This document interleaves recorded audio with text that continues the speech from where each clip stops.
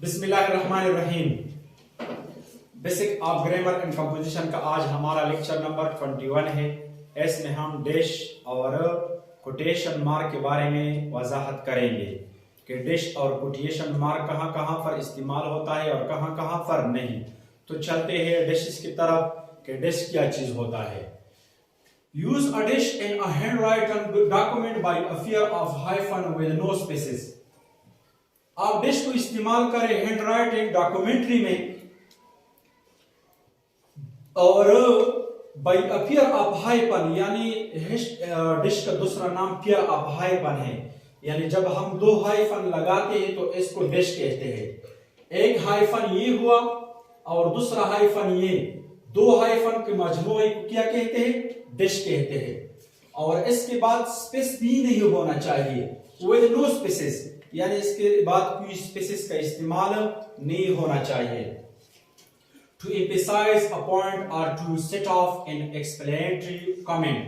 جب ہم کسی جملے میں کسی کمنٹ کی وضاحت کرتے ہیں یا کسی پوائنٹ کا اجاگر نہ کیا ہوتا ہے, کسی پوائنٹ کو وضاحت اس طرح کیا جاتا ہے جو پوائنٹ جملے میں واضح آ جائے, تو اس جگہ میں ہم ڈیش کے استعمال کریں گے. اور ڈیش کا دوسرا نام ہمیں معلوم ہے کہ 2 hyphen makes 1 dash, 2 hyphen ایک ڈیش بناتا ہے. For an appositive phrase جب ہم کسی عطف بیان والے جملے میں ڈیش کو استعمال کرتے ہیں that already include commas اور اس میں پہلے سے کاما بھی موجود ہو, تو اس جگہ میں ڈیش کو کس طرح سے استعمال کیا جاتا ہے. فار ایگزامپل اس مثال میں دی بوائز, پھر بوائز کے نام Munir comma dash Munir comma Naveed and Marwan dash let the party early. تو اس جملے میں کاما کا یوز بھی ہے اور ڈش کا استعمال بھی ہے, اور یہ جملہ کیا ہے؟ عطف بیان بھی ہے, یعنی بدل اور مبدل منہ بھی ہے.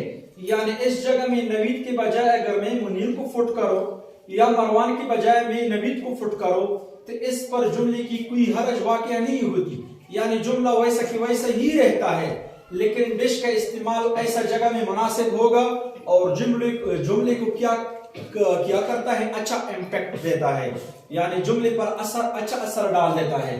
جس طرح کہ ان مثالوں سے واضح ہے کہ جو لڑکے ہیں ان میں سے خاص جو لڑکے ہیں منیر, نوید اور مروان, انہوں نے پہلے ہی سے پارٹی چھوڑ رکھی ہے. یعنی یہ اس جملے میں ان تینوں کی وضاحت ایسی ہوئی اور یہ وضاحت ڈیش نے اپوزیٹو پریس میں, یہ اپوزیٹو پریس ہے, ڈیش میں ان کی وضاحت اچھی طرح سے بنایا. یعنی ان تین بندوں, ان تین جو بوائز کا نام ہے, ان تینوں کی وضاحت اچھی طریقے سے کیا. اس کے بعد ہم جاتے ہیں کوٹیشن مارک کو. کوٹیشن مارک اصل میں کسی چیز کی کس کو کہتے ہیں؟ شرح, کسی چیز کی تشریح کو کہتے ہیں جو اس نشان سے ظاہر کیا جاتا ہے, double comma double comma. To enclose direct quotation, جب ہم کسی چیز کو کسی ڈائریکٹ کوٹیشن, کسی ڈائریکٹ اقتباس یا کسی ڈائریکٹ حوالے کو ان دونوں کاموں کے درمیان پٹ کرتے ہیں, یعنی ان دونوں کے درمیان واقع ہو جاتا ہے وہ چیز, تو اس کی وضاحت بہتر طریقے سے ہوتی ہے. اور یہ عام طور پر تجارت میں بہت سے مواقعوں پر استعمال ہوتا ہے. اور یہ کسی ورڈ, جس طرح کی سیولائزیشن ہے, اس کی وضاحت میں کروں گا, کسی ورڈ کی اس طرح سے وضاحت کرتا ہے جو اس کی طنز یا اس کی تعریف بیان کرتا ہے, یا تنقیدی لہجہ ہو یا تعریفی لہجہ ہو, ان دونوں میں کوٹیشن مارک کا استعمال ہوتا ہے. ایگزامپل نمبر 1 میں ہم وضاحت کریں. ہی آسکڈ, انہوں نے پوچھا, will you be there, کہ تم وہاں ہوں گے؟ یس, ہاں. اس کو بھی ہم نے کوٹیشن مارک میں بند کے رکھا اور یس کو بھی کوٹیشن مارک میں بند رکھا. answered, جس کی جواب میں ہے I will for you in the forehead, میں آپ کے لیے بہت زیادہ انتظار کروں گا.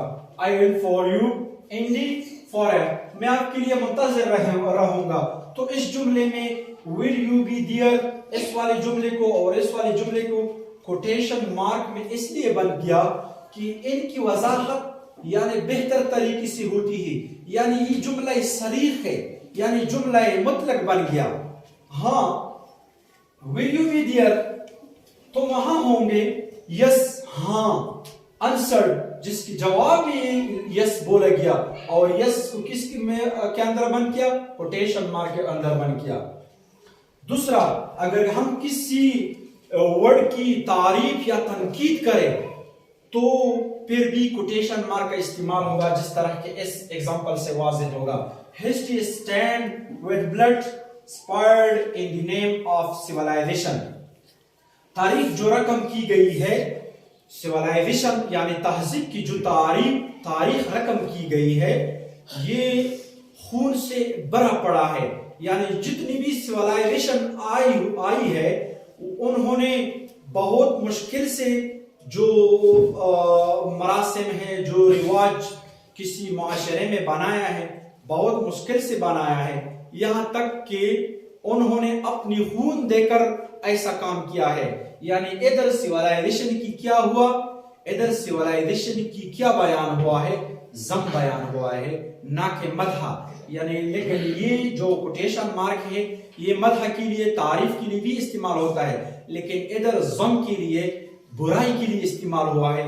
लेकिन सिविलाइजेशन ने ऐसा काम किया है, तहजीब ने ऐसा काम किया है कि तारीख को ब्लड यानी खून से रंगीन किया है। ये किसने किया है, सिविलाइजेशन ने। तो हमें मालूम हुआ कि कोटेशन मार्क और डैश के बारे में एक बात मैं भूल गया कि डैश अगर हम किसी इसम के माने में ले तो ये क्विक रन कहते हैं, क्विक रन यानी तेज दौड़ने को डैश कहते हैं। जिस तरह के एक बंदा हो जो लिकाई से तंग आ गया हो, यानी इतना लिकाई नहीं होती कि वो आखिर तक ये लिकाई करते रहे, तो ये डैश इस्तेमाल करे। लेकिन डैश का इस्तेमाल कितने टाइम होगा, 2 टाइम। मतलब कि इस मिसाल से वाज़ेह अफियर ऑफ हाइफन, यानी 2 हाइफन को आप डैश कह सकते हैं। 2 से ज्यादा डैश का इस्तेमाल ममनू है। आप इस्तेमाल करोगे कितने डैश, 2 डैश। मैं इस टॉपिक पर आता हूं, पहले मैंने बताया इसम के बारे में। जब इसम के बारे में इस्तेमाल किया जाए डैश को, तो ये माना देता है किस चीज का, तो ये माना देता है क्विक रन, यानी तेज दौड़ने को कहते हैं। अगर आप पूरा पैराग्राफ नहीं ले सकते या लंबी जुमला हो, आप पूरा के पूरा नहीं लिख सकते, तो डैश के इस्तेमाल से इस जुमले में इख्तिसार वाक़ई हो जाता है, यानी जुमला मुख्तसर हो जाता है। अगर हम डैश को वर्म के माने में ले ले तो इसका माना पाश करने के हो जाता है, यानी ये जुमले को टुकड़े में तकसीम कर देता है, यानी वर्ड या जुमले को 2 टुकड़ों में तकसीम कर देता है। इसके अलावा जो कोटेशन मार्क है, कोटेशन शरह, इक्तिबास, हवाला, जब किसी इस तरह की साइन में बंद किया जाए जिसको कोटेशन मार्क कहा जाता है, तो इससे जुमले की अच्छी वजाहत होती है और ये जुमला पुरमाना और पुरअसर बना दिया जाता है। बाज दफा कोटेशन जो होता है ये पैरेंथेसिस के मौका पर भी इस्तेमाल होता है, लेकिन पैरेंथेसिस में कोटेशन का जो मौकफ है थोड़ा कमजोर है, लेकिन कॉलन में कोटेशन का जो मौकफ है वो इम्पैक्टिवली है, बहुत पुरअसर है, इसमें बहुत तासीर है। अगर कॉलन के बजाय हम कोटेशन को इस्तेमाल करें तो कॉलन से ये माने में ज्यादा जोड़ पैदा कर देता है जुमले में, और इसके बजाय अगर हम किसी पैरेंथेसिस में कोटेशन मार्क को डालें तो ये पैरेंथेसिस के मुकाबले में